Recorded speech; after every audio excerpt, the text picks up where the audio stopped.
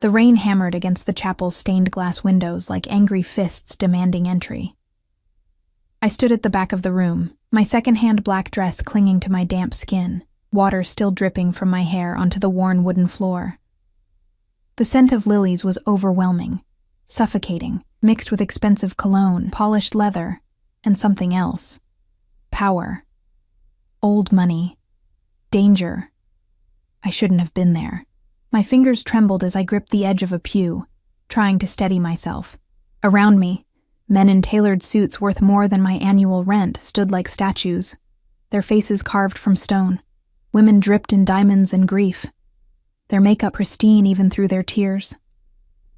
And at the front, surrounded by mountains of white roses and flickering candles, lay the closed mahogany casket. His casket. I couldn't breathe. The air was too thick, too heavy with the weight of my secret, the truth that burned in my chest like swallowed fire. 3 days ago, I'd been wiping down tables at Marino's, the upscale Italian restaurant where I'd worked double shifts for the past 2 years, trying to save enough to give my daughter the life she deserved. 3 days ago, I'd been invisible. Just another tired waitress with dark circles under her eyes, and dreams that had long since faded to gray. Then I'd seen the newspaper. Crime Lord Salvatore De Luca dead at 43. Funeral services Friday. The world had tilted sideways. The coffee pot had slipped from my hands, shattering across the tile floor in an explosion of ceramic and dark liquid. Because I knew that name. I knew that face. The sharp jawline. The dark eyes that had haunted my dreams and nightmares for 5 years. I knew the father of my child. "Excuse me." A voice, cold and sharp as a blade, cut through my spiral of memories. "This is a private service." I looked up into the face of a man who could have been carved from marble. Tall, broad-shouldered, with silver threading through his dark hair at the temples. His suit was impeccable, his eyes the color of a winter storm. And when they landed on me, I felt stripped bare, examined, judged. My voice came out as a whisper. I cleared my throat, tasting copper. Fear. I need to speak. Before they what? His hand was suddenly on my elbow, firm but not rough, guiding me backward toward the entrance. The pressure was undeniable. "You need to leave. Now." "You don't understand." Desperation made me bold. I planted my feet, ignoring the curious stares burning into my back. "He's not dead. Salvatore isn't dead." The words hung in the air like a gunshot. The man's grip tightened, just for a second. Something flickered in those cold eyes, surprise, perhaps, or calculation. Around us, conversations died. Heads turned. The priest at the front of the chapel faltered in his Latin prayers. "What did you just say?" The question came from someone else. A woman's voice, sharp and refined, with an accent that spoke of European finishing schools and old wealth. I turned to see her emerging from the front row. She was stunning. Mid-50s, perhaps, with silver blonde hair swept into an elegant chignon, wearing black that probably cost more than my car, but it was her eyes that caught me, dark, knowing, and fixed on me with an intensity that made my skin prickle. "I said he's not dead." I forced the words out louder this time, even as my heart tried to climb up my throat.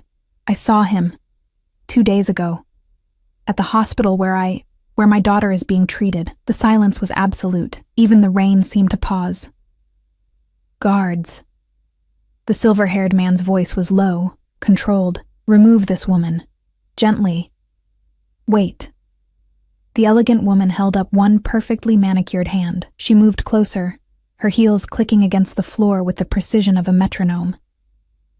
When she was close enough that I could smell her perfume, jasmine and something darker, more complex, she studied my face with the attention of someone examining a painting for authenticity. "What's your name?" "Elena. Elena Martinez." My voice shook, but I held her gaze. "And I'm telling you the truth. I saw Salvatore De Luca 2 nights ago at St. Mary's Hospital. He was alive. He was walking. He was what?" She leaned in, and I saw it then. The resemblance. The same dark eyes, the same sharp cheekbones. This was his mother. This was Salvatore's mother. "He was visiting someone," I finished quietly. On the pediatric oncology ward. Something passed across her face too quickly for me to read. Then the mask was back, perfect and impenetrable. Antonio. She didn't look away from me. Bring her to the car, discreetly. Signora, with all respect. Now. The word was soft, but it carried the weight of absolute authority. The silver-haired man, Antonio, hesitated for only a heartbeat before nodding. His hand returned to my elbow, but the pressure was different now, not forceful. Almost protective. You're making a serious accusation, he murmured as he guided me through a side door, away from the staring crowd. If you're lying, I'm not. I stumbled as we emerged into a narrow hallway, the sound of rain immediately louder.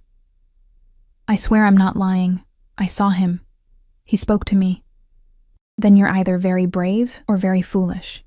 Antonio pushed open a heavy door, and we were outside, the rain immediately soaking through my thin dress. A black Mercedes with tinted windows idled at the curb, water streaming off its polished surface. For your sake, I hope it's the former. He opened the back door, and I saw her already sitting there, the elegant woman, perfectly dry, waiting. She patted the leather seat beside her with one hand. Get in, Elena Martinez. You and I need to have a very serious conversation about my son. I hesitated. Every instinct I'd developed growing up in the foster system, every warning bell that had kept me alive through dangerous neighborhoods and dangerous men, screamed at me to run. This was the Mafia. These were people who made other people disappear. I knew what Salvatore was, what his family was. I'd known it 5 years ago when I'd been stupid enough to fall for his lies, his touch, his promises, but I also knew my daughter was dying. And if there was even the smallest chance that what I'd seen was real, that Salvatore was alive, and had been at that hospital for a reason, if there was any possibility that the bone marrow match we'd been desperately searching for could be connected to him, then I had no choice. I slid into the car.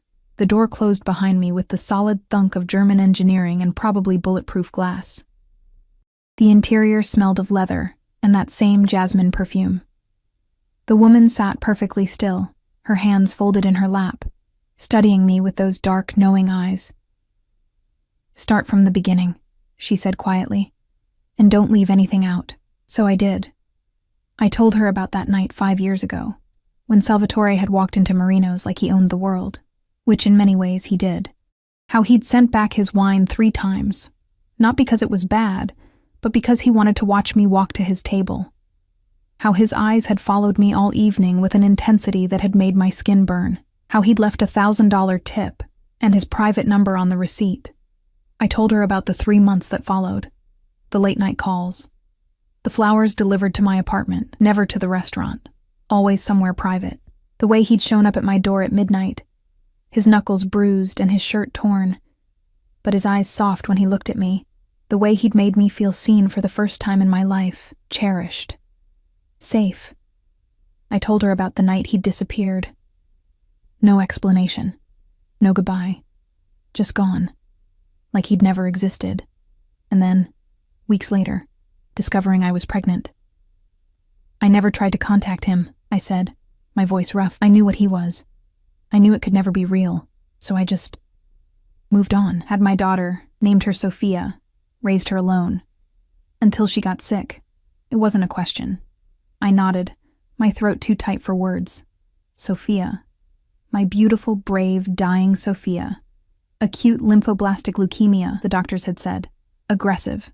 Advanced. She needed a bone marrow transplant, and I wasn't a match. Neither was anyone in the donor registry. 2 nights ago, I was at the hospital. It was late. Sophia had just finished another round of chemo, and I was getting coffee from the machine on the 4th floor. I could still taste the bitterness of that coffee, still feel the exhaustion weighing down my bones. That's when I saw him, coming out of the elevator. He looked older, tired, but it was him. I would stake my life on it. Did he see you? Yes. The memory made my hands shake. Our eyes met. He froze, just for a second. Then he turned and walked away fast, his men surrounding him. But not before I saw his face, not before I saw the recognition in his eyes. The woman was quiet for a long moment. Outside, the rain continued its assault. I could feel Antonio's presence in the driver's seat, silent and watchful. "My son has been under witness protection for 4 months," she finally said. "He testified against the Calabresi family, against men who would skin him alive if they found him. The FBI faked his death to keep him safe." The words hit me like a physical blow. Witness protection. Faked death. The world tilted again, everything I thought I knew rearranging itself into a new, terrifying pattern. "Then why was he at the hospital?" I whispered. She turned to look at me fully then, and I saw something in her eyes that made my blood run cold. Knowledge. Certainty. And beneath it, a grandmother's desperate hope. He was there because he got a call from the FBI. They'd flagged a bone marrow search in the national database. A little girl, 4 years old. A genetic match to the DeLuca family line. Her voice softened, just slightly. He was there looking for his daughter. The world narrowed to a single point. Her words echoing in my skull like a death knell. His daughter. Sophia. My Sophia. The little girl who laughed at cartoons and begged for extra bedtime stories. Who held my hand through every needle stick and never complained even when the pain made her cry. She wasn't just mine anymore. She was his. "I need to see him." The words tore from my throat raw and desperate. "I need to talk to him. Sophia needs—" "What Sophia needs," the woman interrupted, her voice sharp as cut glass, "is to stay alive. And what Salvatore needs is to not get murdered by the Calabresi family. Do you understand what you've done, coming here? Screaming that he's alive in front of 50 witnesses, half of whom probably have connections to the very people hunting him?" The accusation struck like a slap. "I didn't know, I saw the funeral and I thought," my voice cracked. "My daughter is dying. I saw her father alive, and every instinct I have screamed at me to fight for her. What would you have done?" Something flickered across her face. Pain, perhaps, or recognition. She reached forward and pressed a button on the console. "Antonio, take us to the safe house, the one in Rye." "Signora, the FBI can go to hell. My granddaughter is dying, and my son is apparently making hospital visits. The situation has already spiraled. We contain it now. Our way." She settled back against the leather, her eyes never leaving my face.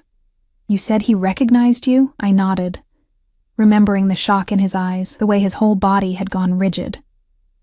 For a second, he looked like he'd seen a ghost. Then his men pushed him toward the stairs and he was gone. "He ran from you." She said it thoughtfully, as if piecing together a puzzle. "Interesting." "What's interesting about it?" Bitterness leaked into my voice. "He ran 5 years ago too. Apparently it's what he does best."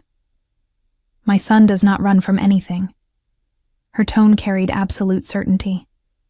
"If he ran from you, it was to protect you. Everything Salvatore does, he does with purpose."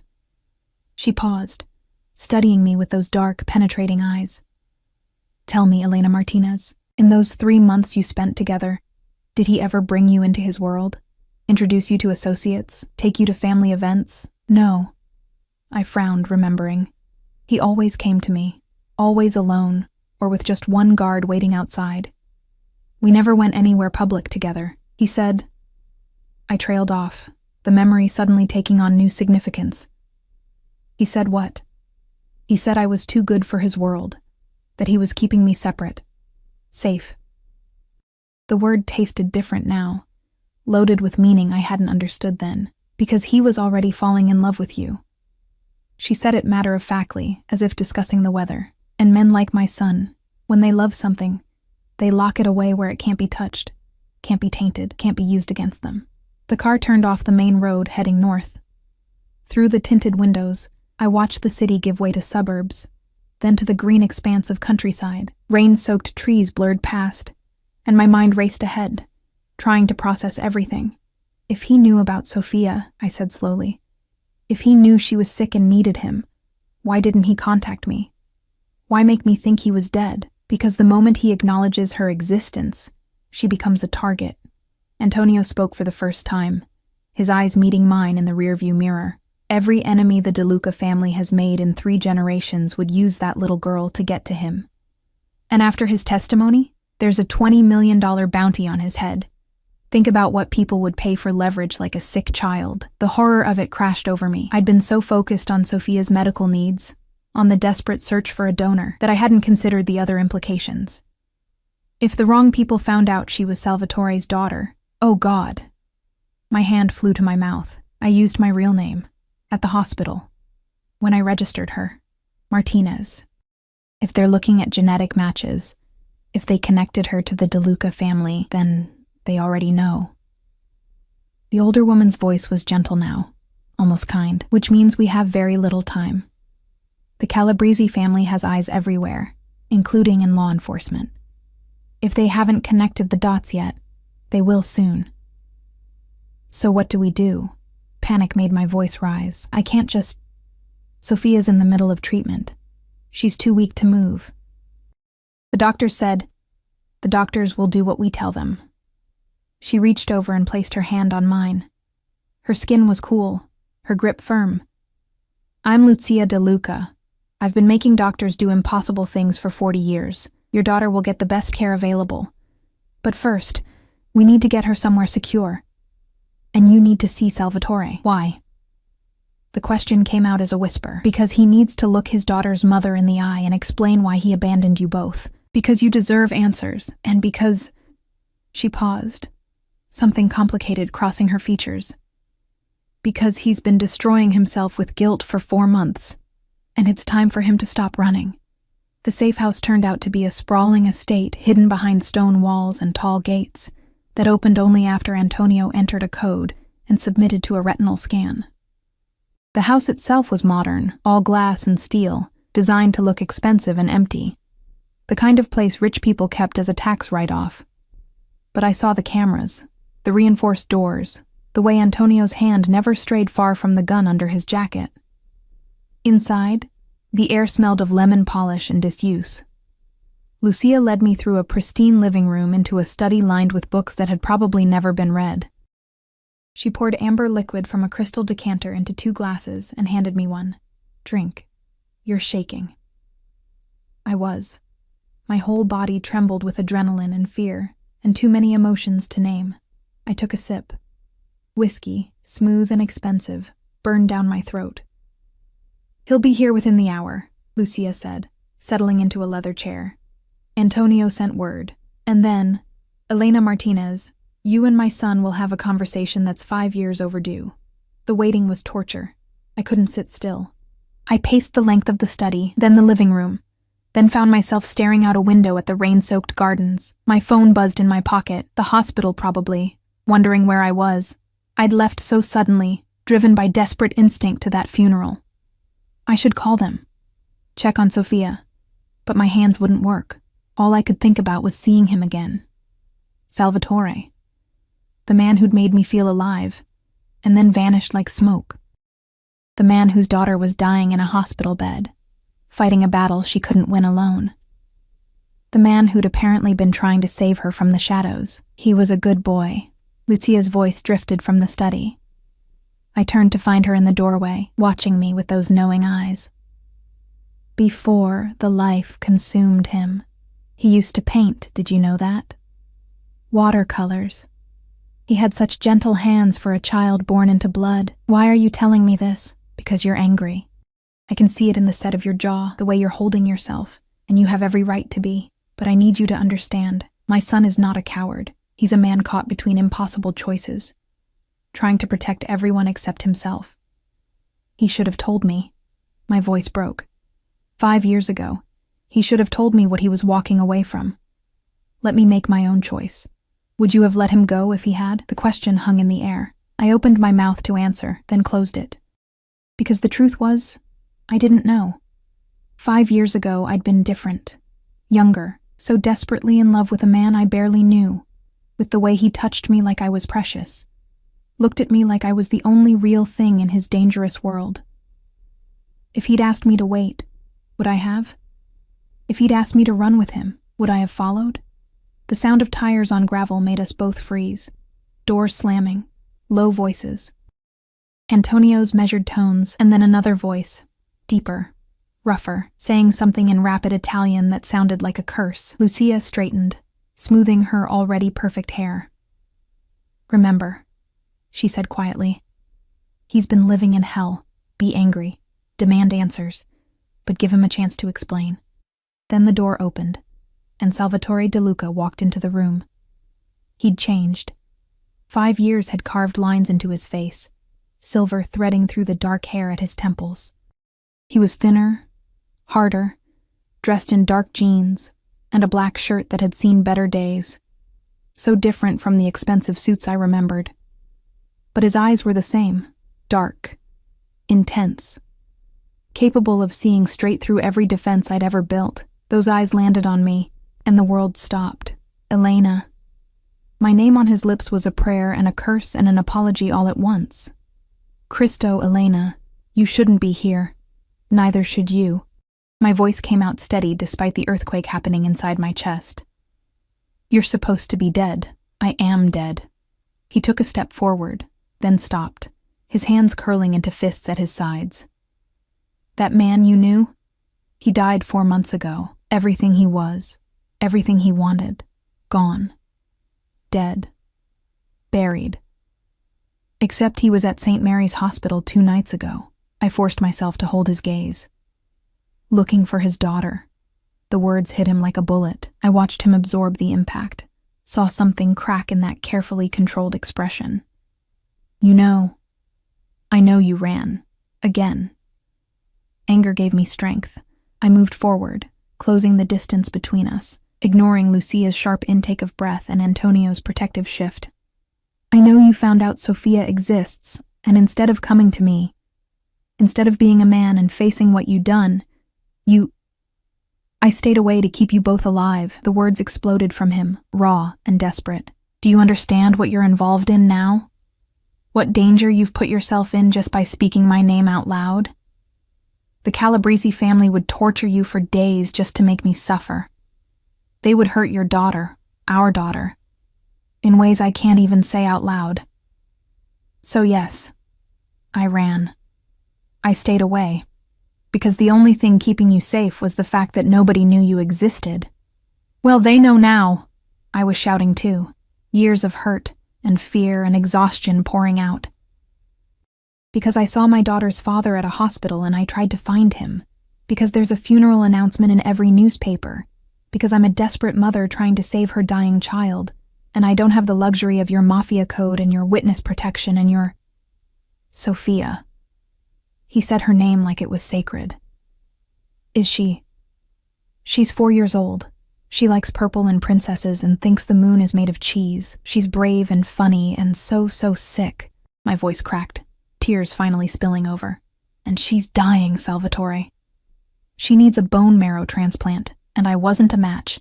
And when they ran her genetics through the database looking for donors, they must have flagged your family markers. That's why you were there, isn't it? Because some FBI agent told you that you had a daughter who needed you?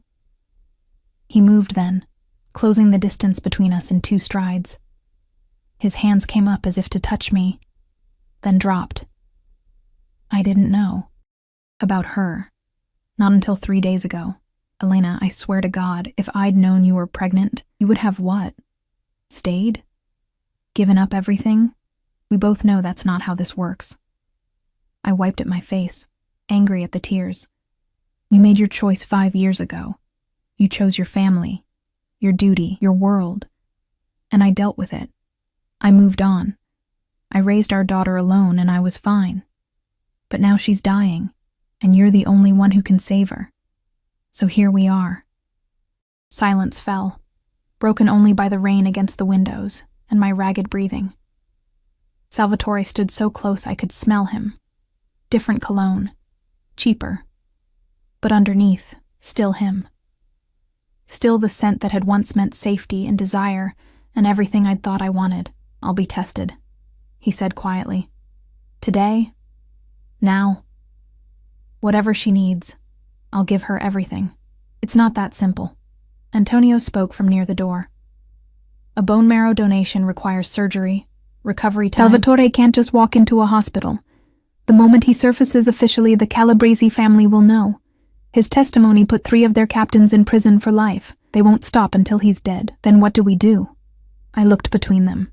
This family of criminals and secrets. Just let her die? Because that's the alternative. Without a transplant, Sophia has maybe 6 months. Maybe. We do it off the books. Lucia's voice was calm, decisive. I have a surgeon. He owes the family. We bring him here, set up a sterile suite, do the extraction and transplant in stages. It's risky, but I don't care about the risk. Salvatore's jaw was set, his whole body radiating fierce determination. Set it up, whatever it takes, whatever it costs.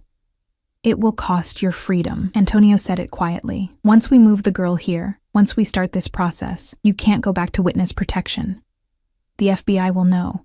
They'll withdraw support. You'll be on your own. And I'll be on my own. Salvatore's eyes never left my face. My daughter is dying. There's no choice. 24 hours later, I stood in a bedroom that had been converted into a medical suite, watching my daughter sleep in a hospital bed that had been delivered at dawn. Sophia looked impossibly small against the white sheets, her dark curls spread across the pillow. Her skin too pale except for the bruises blooming along her arms where the IVs had been placed. But she was here. Safe. Away from the sterile hospital where anyone could find her. Away from everything familiar. Mama? Her voice was small, confused. Those dark eyes, Salvatore's eyes, blinked open. Where are we? Somewhere safe, baby. I smoothed her hair back, pressing a kiss to her forehead. She was warm but not feverish. A good sign. Remember I told you we were going on an adventure? With the fancy car? A tiny smile curved her lips. And the nice lady who gave me chocolate? Lucia, who'd charmed my daughter within 5 minutes of meeting her, speaking Italian nonsense that made Sophia giggle despite her exhaustion. Who'd held my hand in the ambulance, private, unmarked, driven by men with guns, while I tried not to fall apart. That's right, we're at her house now. I adjusted her blankets, checking the IV line. The hospital had released her into home care. It had taken 3 doctors, 2 phone calls from Lucia, and probably a substantial bribe. But they'd done it. There's someone here who wants to meet you. Is that okay? Sophia nodded, her eyes already drifting closed again. The medication kept her drowsy, floating in and out of consciousness. I'd been told that was normal after chemo, that her body needed rest to heal, but there was no healing, not without the transplant, not without him.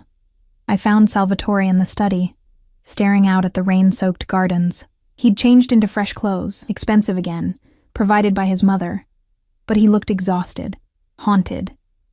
Antonio stood near the door, ever present, and 2 other men I'd been introduced to as family lingered in the hallway. Security, protection, prison guards maybe, depending on how you looked at it. She's awake, I said quietly. If you want to meet her. He turned, and the fear in his eyes was so raw it hurt to see. What did you tell her? About me? Nothing yet. She's 4, Salvatore. She doesn't understand where babies come from, much less why her father was never there. I crossed my arms, defensive. I thought maybe you'd want to explain it yourself. How do I explain this to a child? His hand scraped through his hair, a gesture I remembered. Frustration, uncertainty. What do I say? Hello? I'm your father. I've been hiding from killers while you learned to walk. You could start with hello and see where it goes. The bite in my voice made him flinch. Good, he should flinch. He should feel every bit of this awkwardness and pain. But you don't have to do this if you're not ready. The blood test confirmed you're a match. That's all that really matters. That's not all that matters. He moved toward me, and I saw it then. The man I'd fallen for underneath the criminal, the fugitive, the stranger. Elena. She's my daughter. She's part of me. How could that not matter? It didn't seem to matter 5 years ago. The words hung between us, sharp as knives. His jaw tightened, and for a moment, I thought he might argue, defend himself. Instead, he just nodded. You're right. I was a coward. I should have told you the truth instead of just disappearing. He took a breath. My father had just died. The Calabresi family was making moves to take over our territory. There were attempts on my life, 3 in 1 month. I couldn't let them know about you. Couldn't let you become a target. So I cut you off completely, changed my number. Had my men make sure you were safe from a distance, but never contacted you again. You had me watched. Something cold slithered down my spine. To protect you. To make sure no one connected you to me. His voice was quiet, ashamed. I know how it sounds, but Elena, if they'd known about you, they would have hurt me. I understand. You've explained. I turned away, unable to look at him. But you should have let me decide if I wanted that risk. Instead, you made the choice for me. Just like you're making choices now. What does that mean? It means I'm standing in a mansion surrounded by armed men. My daughter has been moved to a secret location without proper hospital oversight, and I have no say in any of it. I whirled back to face him. You've trapped us here, Salvatore. Maybe to keep us safe. Maybe because you need to control everything. But trapped is trapped. You can leave. He said it immediately. Anytime. I'll have Antonio take you anywhere you want. Different city, different state. New identities, money, protection. You're not a prisoner. Except Sophia needs you. Needs your bone marrow. So where exactly would we go? I laughed, bitter. You've got us in a perfect cage. Golden bars, comfortable, but still a cage. Before he could respond, Lucia appeared in the doorway. The surgeon is here. He's ready to examine Sophia and run preliminary tests on Salvatore. The procedure itself can happen in 2 days if everything checks out. 2 days. 48 hours until my daughter might have a real chance at life. The thought made my knees weak with relief and terror in equal measure. I want to be there, I said firmly. For all of it. The examination, the tests, everything. Of course. Lucia's expression was understanding. You're her mother, but Salvatore also needs to meet her before the procedure. She should know who he is to her. The three of us stood in silence, the weight of everything unsaid pressing down like a physical force. Then Salvatore straightened his shoulders, squaring himself as if preparing for battle. Take me to her. The walk down the hallway felt eternal. I could hear his breathing. Controlled, measured, but faster than normal, nervous. At Sophia's door, he paused, his hand on the frame, and I saw it tremble. She looks like you, I said softly. Your eyes, your stubborn chin. When she's healthy, she has your smile too. When she's healthy, he repeated the words like a prayer. Cristo, Elena, I'm going to make sure she gets there, whatever it takes. Then he opened the door, and I followed him into the room where our daughter waited. Sophia was sitting up slightly, the bed adjusted so she could see. Her eyes went wide when she saw Salvatore, this tall, dark stranger, and instinctively, she reached for me. I moved to her side immediately, taking her small hand. Sophia, baby, this is Salvatore. The words caught in my throat. I couldn't say father. Not yet. He's going to help you get better. Are you a doctor? Her voice was so small, so hopeful. Salvatore moved closer slowly, carefully, as if approaching something precious and breakable. He sank into the chair beside her bed, bringing himself down to her level. When he spoke, his voice was thick with emotion. No, Princessa, I'm not a doctor, but I'm going to give you something that will help you fight the bad cells in your body. He glanced at me, uncertain. Your mama told me you're very brave. I am brave. Sophia said it with the absolute certainty of a 4-year-old, but sometimes the medicine hurts, and I cry. Mama says that's okay too. Your mama is very smart. His eyes met mine over her head, and I saw everything there. Regret, fear, desperate love for a child he'd just met. Crying when things hurt is brave too. It means you're strong enough to feel things. Sophia studied him with the serious intensity children sometimes have. You have sad eyes, like Mama when she thinks I'm sleeping. The observation hit like a punch. I'd thought I'd hidden it better. The fear, the exhaustion, the grief of watching your child slip away inch by inch. But children see everything. They always do. I am sad, Salvatore admitted, because I should have been here sooner, should have known you sooner. But I'm here now, and I promise, I'm going to help make you better. Okay. She said it simply, with a child's easy acceptance. Then, with devastating directness, "Are you my daddy?" The room went silent. I saw Salvatore's throat work, saw him struggle for words. Finally, he nodded. "Yes, Princessa. I'm your father." "Oh." Sophia processed this, her small face thoughtful. "Mama said my daddy had to be far away, that he couldn't come home." "Were you fighting bad guys, like in the movies?" "Something like that." His voice was barely a whisper. "But I'm here now, and I'm never going to be far away again." The promise hung in the air, reckless and impossible and absolutely sincere. I wanted to protest, to remind him of the danger, the Calabrese family, the bounty on his head, but the look on his face stopped me. This wasn't a man making empty promises. This was a man who'd just found something worth dying for.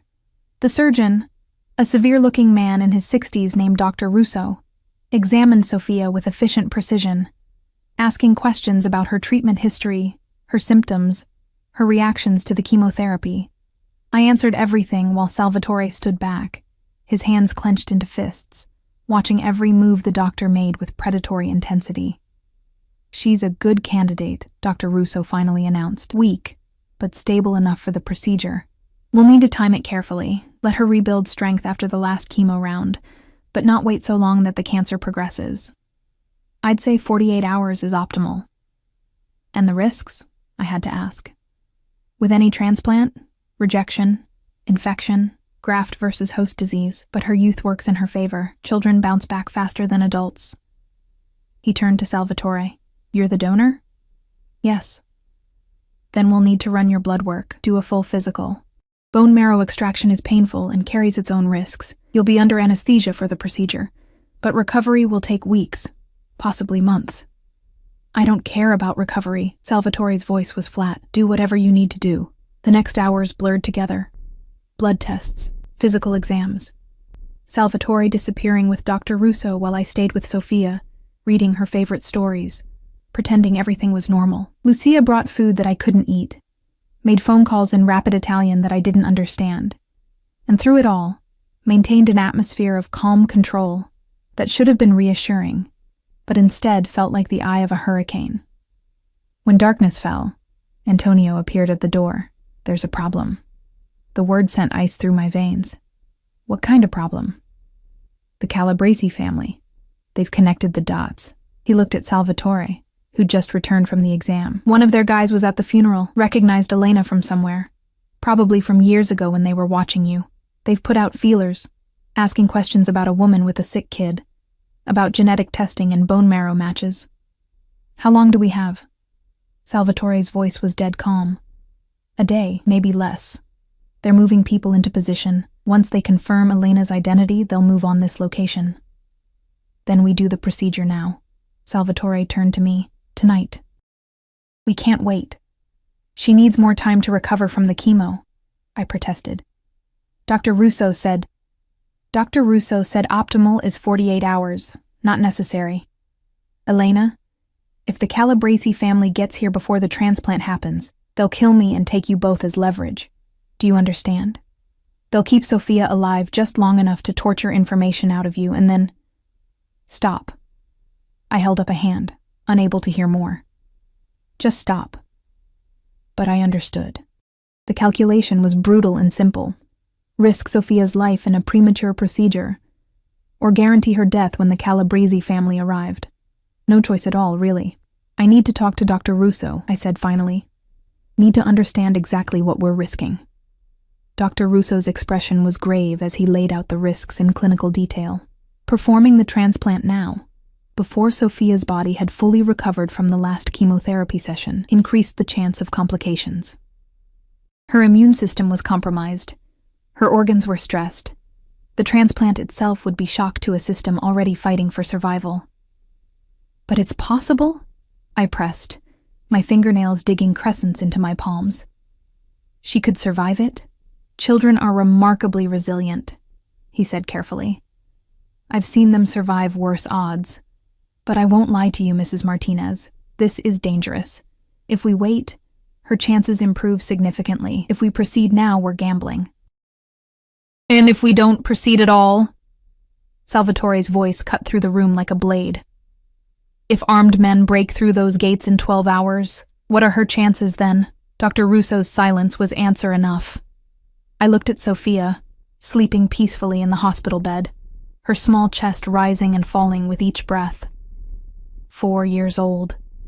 She should be in preschool, playing with other children, worrying about nothing more serious than which crayon to use.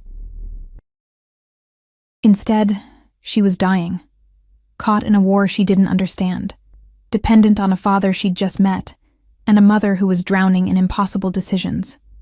Do it, I whispered. Do the procedure. Now. The next hours moved with the terrible efficiency of an emergency room. Dr. Russo barked orders to his 2 assistants, nurses he'd brought with him, people Lucia vouched for, though I wondered what that meant in this world. The bedroom beside Sophia's was transformed into a surgical suite. Equipment rolled in on silent wheels, sterile sheets draped over every surface.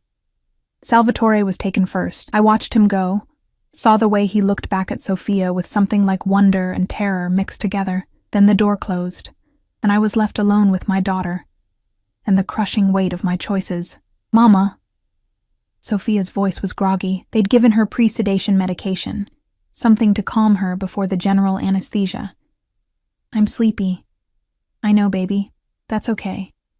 You're going to take a nice long nap, and when you wake up, you're going to start feeling better. I smoothed her hair back, memorizing her face, just in case. I love you so much. More than all the stars in the sky. More than all the chocolate in the world. It was our game. One we'd played since she could talk. More than all the chocolate in all the worlds. My voice cracked. You're my everything, Sophia, my brave, beautiful girl. I love you too, Mama. Her eyes were drifting closed. Don't be sad. The man with the sad eyes is going to make me better. He promised. Then the nurses came to take her, and I had to let go of her hand, had to watch as they wheeled her away, this tiny person who was my entire universe, into a room where anything could go wrong. Where I couldn't follow, couldn't protect her. Lucia found me in the hallway, collapsed against the wall, trying to remember how to breathe. She's strong, the older woman said quietly, sitting beside me on the floor without regard for her expensive clothes. Like her mother, like her father. She's a DeLuca. We survive. What if she doesn't? The words tore out of me. What if I just made the worst decision of my life? What if rushing this kills her? Then we'll deal with it. Together. Her hand found mine, squeezed tight. But right now, you need to believe she's going to make it, because that little girl can feel your fear, even under anesthesia. She needs your strength. I wanted to ask how she knew that. Wanted to ask if she'd ever sat in a hallway waiting to find out if her child would live or die. But the haunted look in her eyes told me she had. Maybe not in a hospital, maybe not like this, but she'd lost someone. Everyone in this family had lost someone. That's what made them so dangerous. Tell me about him, I said instead. About Salvatore as a child. I want to know who he was before all this. Lucia was quiet for a moment, her eyes distant with memory. He was gentle. Too gentle for this life. He cried when his father took him hunting the first time, refused to shoot the deer. His father beat him for it, said the DeLuca air couldn't be soft. But Salvatore just took the punishment and stayed soft anyway. She smiled sadly. He used to sneak out to paint by the lake. Watercolors of the sunrise, the trees, birds in flight. Beautiful, delicate things. His father found them once and burned them all. Said art was for women and weaklings. That's horrible. That's the life. That's what we do to our children. Break them into shapes that fit our world. Her grip on my hand tightened. When he met you, I saw something change in him. He started smiling again, laughing. I didn't know about you then. He kept you secret. But I knew there was someone who made him remember who he'd been before we ruined him. He ruined himself, I said bitterly. He chose this life, did he? She turned to look at me fully. Or was he born into it, trained for it from the moment he could walk? When your father is a crime lord and your mother is complicit, when everyone around you speaks the language of violence and loyalty and blood, what choice do you really have? I didn't have an answer. Didn't want to humanize him. Didn't want to understand. It was easier to be angry, safer to hold on to the hurt of abandonment than to acknowledge the complexity of what he'd been facing. But Sophia had his eyes, his stubborn chin, his gentle heart beneath the hard exterior. She was half him, and I needed her to survive. Antonio appeared at the end of the hallway, his phone pressed to his ear, his expression grim. When he finished the call, he approached us with careful steps. The Calabresi family has confirmed Elena's identity. They know about Sophia. They're mobilizing. He looked at Lucia. We have maybe 8 hours, 10 if we're lucky. Then we hold, Lucia said calmly, rising to her feet with fluid grace. Call in everyone loyal to us. I want this house turned into a fortress. No one gets through those gates. Signora, with respect, there are only so many men we can trust. The Calabresi family has numbers, resources. If they come in force, then we make them pay for every inch. Her voice was steel. That's my granddaughter in there, my son. We hold. Antonio nodded and disappeared. I heard him start making calls, his voice low and urgent in Italian. Around us, the house came alive with activity. Men with guns appeared from rooms I hadn't known were occupied. Doors were barricaded, security systems activated. The comfortable mansion transformed into something else entirely. A war zone. You should rest, Lucia said, turning back to me. The surgery will take hours, both procedures. There's nothing you can do right now except wait. I can't rest. Not while she's... My voice broke again. Then come with me. I'll show you something that might help. She led me upstairs to a room I hadn't seen before. Inside, covering every wall, were paintings. Watercolors, just as she'd described. Sunrises and landscapes and birds in flight. They were beautiful. Haunting. Each one signed in the corner with a simple, S. I saved them, Lucia said softly. Everyone my husband tried to destroy, I saved. Hid them away where he couldn't find them. Because I knew someday Salvatore would need to remember who he really was.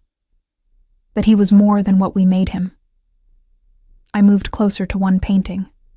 A small bird perched on a branch, its wings spread as if about to take flight. The detail was exquisite, the colors soft and hopeful.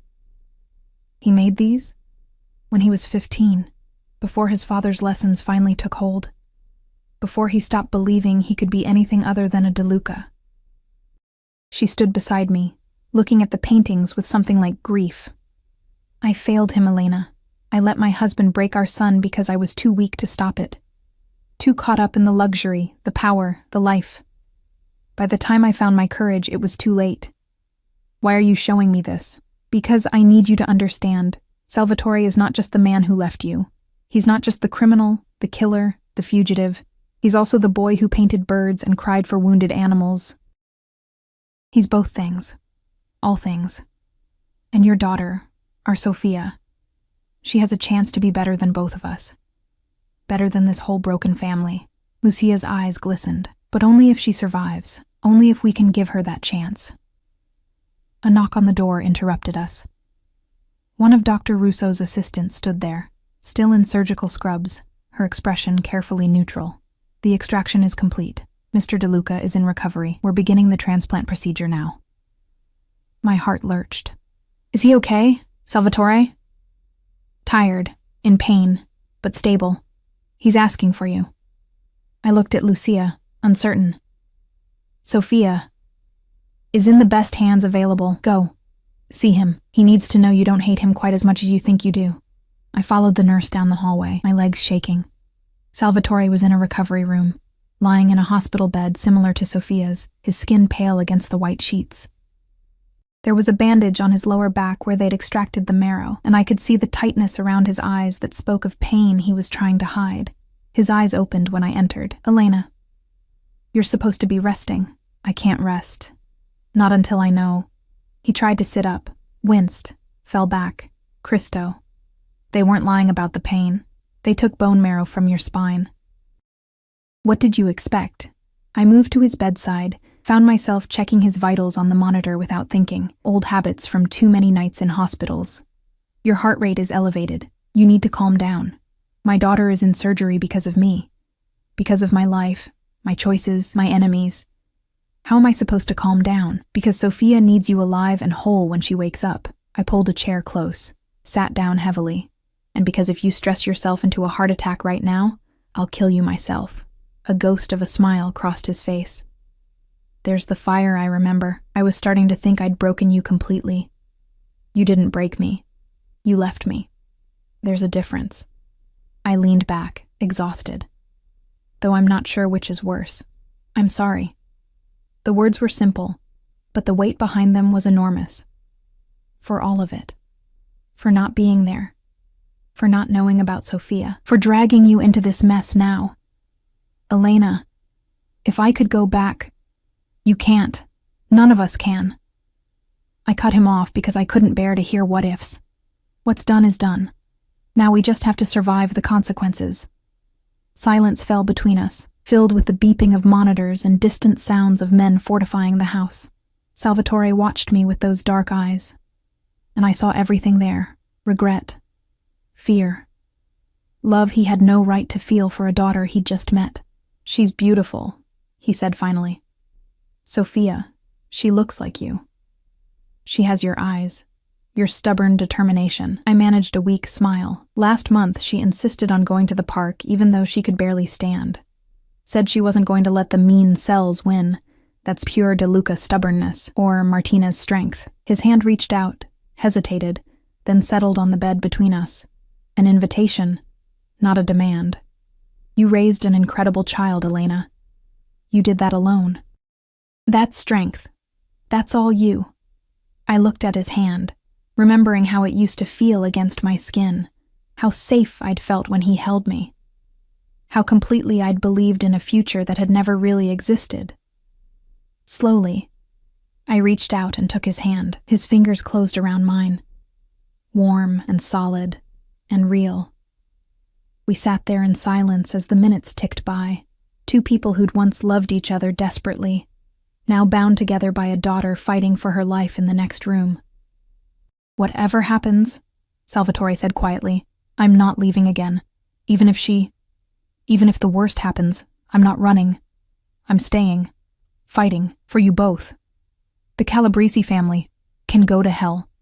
I'm done being afraid, done hiding. If they want me, they can come. But they'll have to go through me to get to you and Sophia. It was insane. Reckless. The kind of statement that got people killed in his world. But looking at his face, I believed him.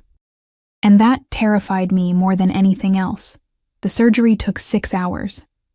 6 hours of sitting in that hallway with Lucia, watching Salvatore sleep fitfully in the recovery room, listening to Antonio's increasingly tense phone calls as the Calabrese family drew closer. 6 hours of praying to a God I wasn't sure I believed in anymore, making desperate bargains. Take me instead. Let her live. Please just let her live. When Dr. Russo finally emerged, still in his surgical scrubs, his face was impossible to read. The transplant is complete, he said, and I couldn't breathe. It went as well as could be expected given the circumstances. The marrow is in. Now we wait. Wait for what? My voice was barely a whisper, for her body to accept it, for the new cells to begin producing healthy blood, for signs of rejection or infection, or any of a dozen complications. He pulled off his surgical cap, revealing sweat-dampened hair. The next 48 hours are critical. If she makes it through that, her chances improve significantly. Can I see her? She's in recovery, still under sedation. But yes, you can sit with her.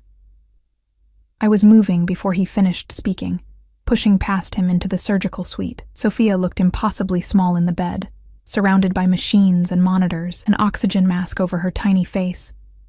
But her chest was rising and falling. Her heart was beating. She was alive. I sank into the chair beside her and took her hand, careful of all the tubes and wires. I'm here, baby. Mama's here. You did so good. So brave. Now you just need to rest and heal and... My voice broke.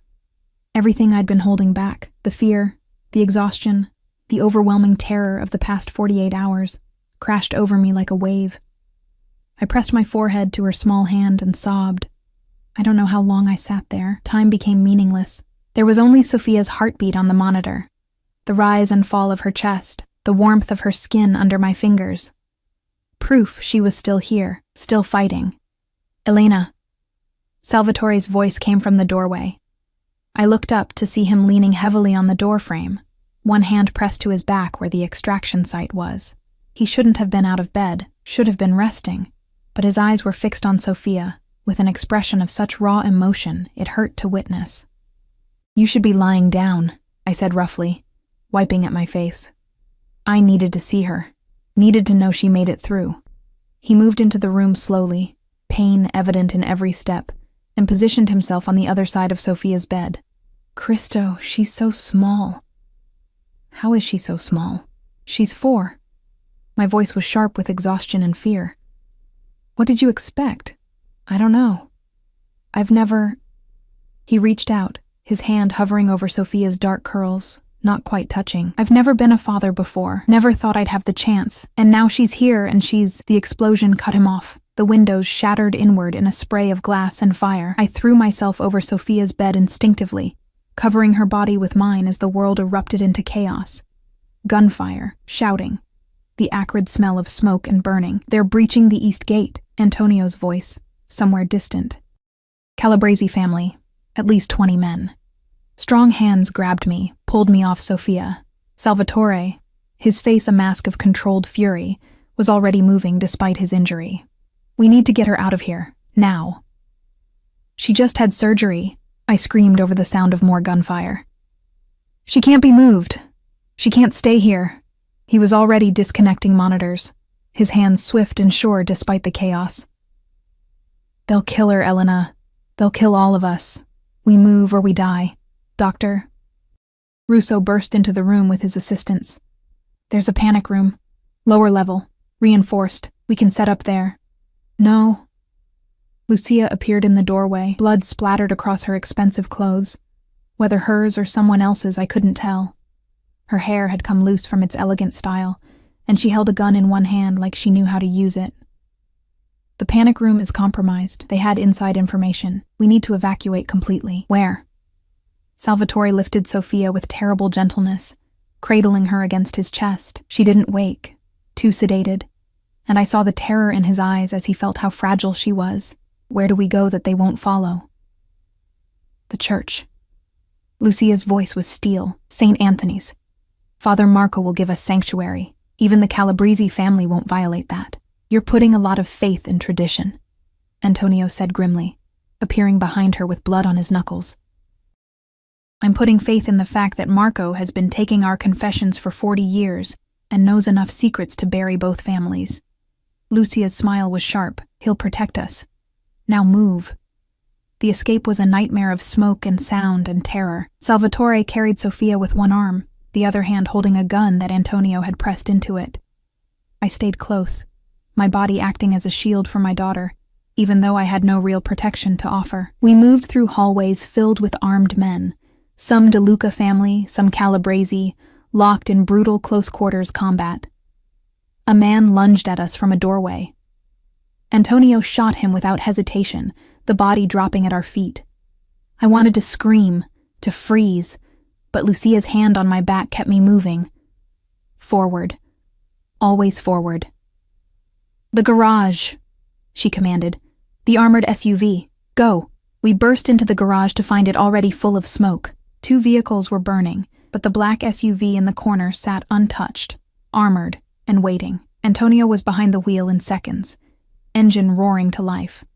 Salvatore climbed into the back, still holding Sophia, and I scrambled in after them. Lucia took the passenger seat, calmly loading a fresh magazine into her gun. "Drive," she said simply. Antonio didn't need to be told twice.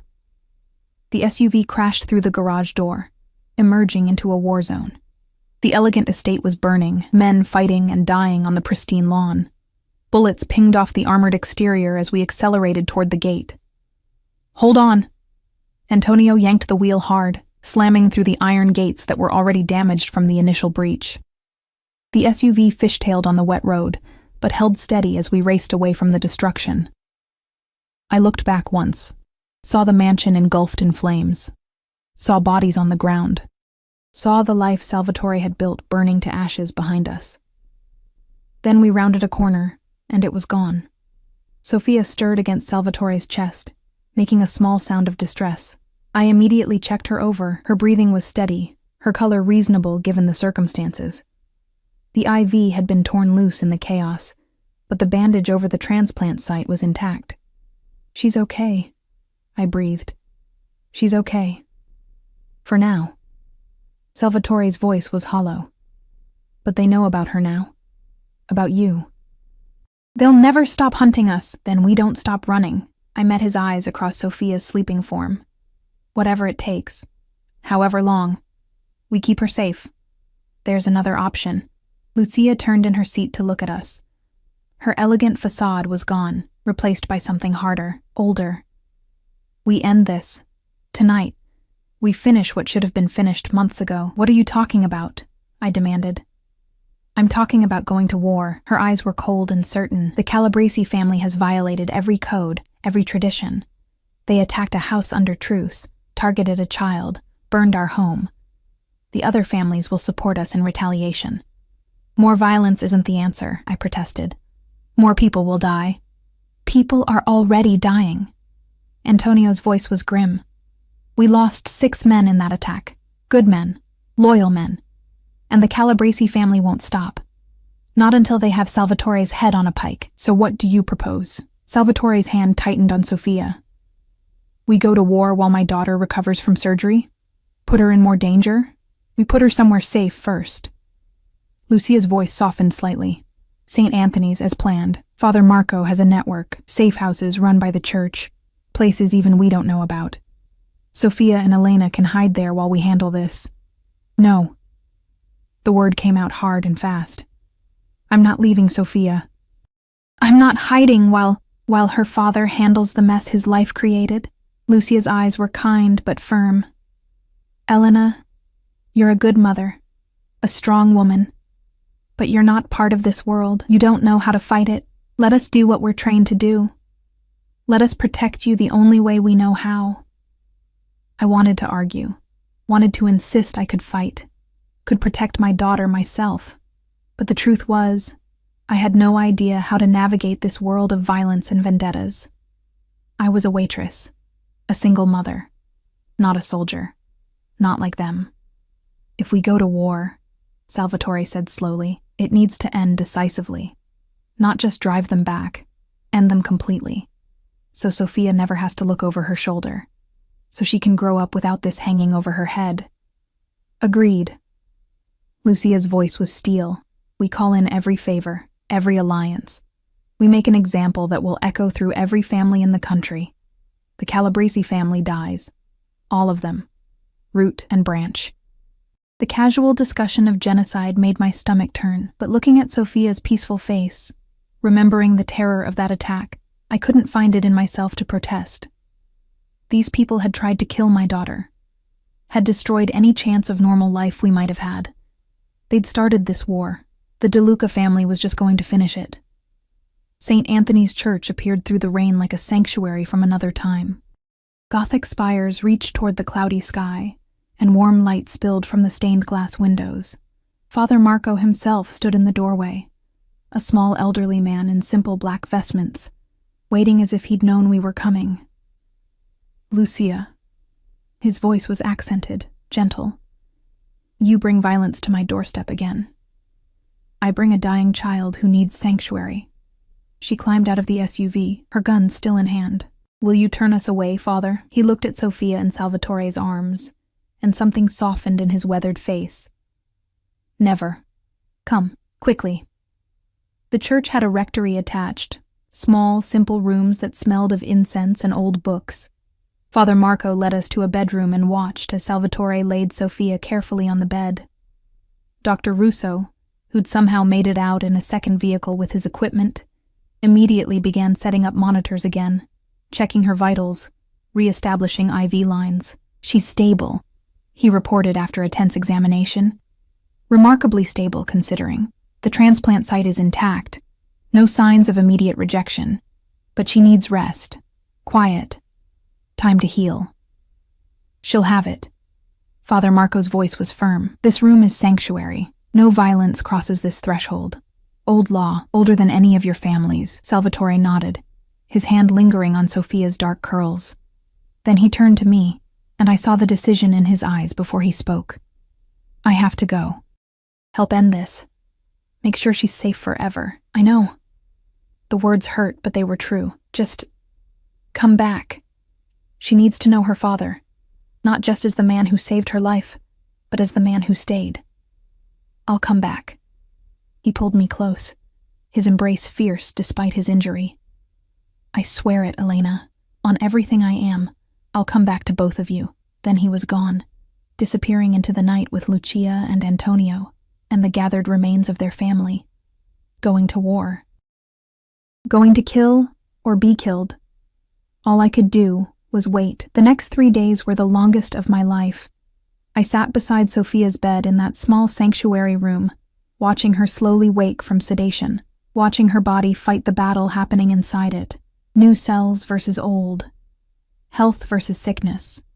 Life versus death. Father Marco brought food I couldn't eat and prayers I couldn't quite believe in. Dr. Russo checked her vitals every few hours, his expression carefully neutral. And outside, the world went to war.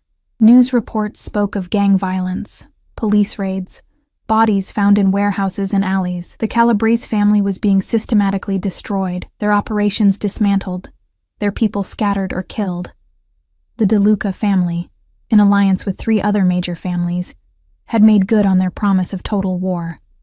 And Salvatore was in the middle of it all. On the 4th day, Sophia opened her eyes and asked for water.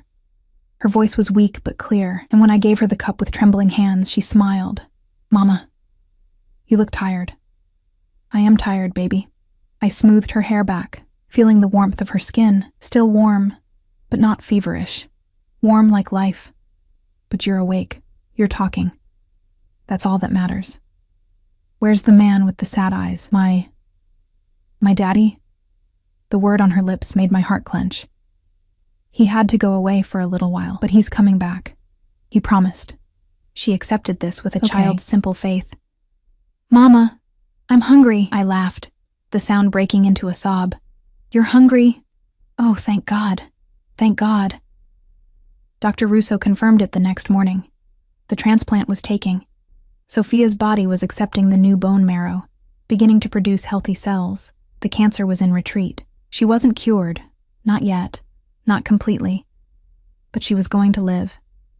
My daughter was going to live. On the 7th day, Salvatore came back. I was reading to Sophia, her favorite story about a princess and a dragon, when I heard footsteps in the hallway. I looked up to see him standing in the doorway, and my heart stopped. He was battered, bruised, one arm in a sling, bandages visible under his torn shirt. But he was alive, whole. And when his eyes found mine, I saw everything there. Exhaustion, relief, love. Daddy. Sophia's voice was still weak, but her joy was unmistakable. You came back. I promised, didn't I? He moved into the room slowly, favoring his injured side, and sank into the chair beside her bed.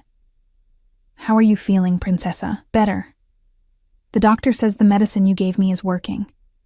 She reached for his hand with the simple trust of a child. Are you okay? You look hurt.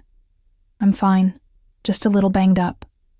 His eyes met mine over her head, and I saw the truth there. It had been bad, brutal, but it was over. The important thing is you're getting better. Are the bad guys gone? Leave it to a 4-year-old to cut straight to the heart of it. Yes, baby. I found my voice finally. The bad guys are gone. You're safe now. We're all safe now, Salvatore said quietly. It's finished. The Calabrese family is gone, all of them. There's no one left to threaten us. The weight of those words, the bodies they represented, hung heavy in the air, but I couldn't find it in myself to mourn. Not for people who'd tried to kill my daughter. So what happens now? I asked. Salvatore looked at me, then at Sophia, then back to me. Now we heal. All of us. Sophia gets better. I serve out my witness protection agreement. There's still testimony to give, trials to finish. But after that, he paused. After that, I'd like to be a father, if you'll let me. I want a daddy, Sophia said immediately, with the child's perfect timing. A daddy who reads stories and plays games and isn't far away. I can do that. Salvatore's voice was thick with emotion. I can be here, every day, whatever you need. I looked at this man, this criminal, this killer, this father who'd given his bone marrow to save a daughter he barely knew, this man who'd walked away once and was now promising to stay. Every logical part of my brain screamed warnings, but my heart, battered and bruised as it was, whispered something different, hope. Okay, I said finally. Stay. Be her father. But Salvatore, if you leave again, if you hurt her, I won't. Never again, I swear it. He reached across Sophia's bed, his hand finding mine. I'm done running, Elena. From my past, from my responsibilities, from you. I'm here, for both of you. For as long as you'll have me. Sophia made a happy sound and snuggled deeper into her pillow. Good. Now you can both read to me. The story's better with two voices. So we did. Salvatore and I, sitting on either side of our daughter's bed, reading her favorite story about princesses and dragons and happy endings. His voice rough with emotion, mine cracking with exhaustion and relief, Sophia's small laughs filling the spaces between. It wasn't perfect. It wasn't the life I'd imagined, but it was real. It was ours. And maybe, just maybe, it was enough. 6 months later, I stood in the backyard of a small house in Vermont, watching Sophia chase butterflies through the garden. Her hair had grown back, dark curls bouncing as she ran. Her cheeks were pink with health. She was laughing. She was alive. She's gotten so fast, Salvatore's voice came from beside me. He'd finished his testimony 3 months ago, been released from witness protection with a new identity and a second chance. He was just Sal Martinez now. No DeLuca, no Mafia, just a man trying to build a normal life. I can barely keep up with her. She has your energy. I leaned into him, letting his arm come around my shoulders. It had taken time to trust this, to believe he wouldn't disappear again. But slowly, day by day, we were building something real. And your stubbornness, she has your strength, your heart. He pressed a kiss to my temple. Elena, I never thanked you for giving me this, for letting me be part of her life, part of your lives. You saved her life. That earned you a place in it. I should have been there from the beginning, but you're here now. I turned to face him, reaching up to touch his face. That's what matters. You're here, you're staying, and we're going to be okay. More than okay. He caught my hand, pressed a kiss to my palm. We're going to be happy, all of us. I promise. And watching Sophia spin in circles, her arms spread wide, her face tilted toward the sun, I believed him. The past was gone, burned away in violence and sacrifice and impossible choices. But the future stretched ahead, bright and open and full of possibility. We'd survived the darkness. Now it was time to live in the light,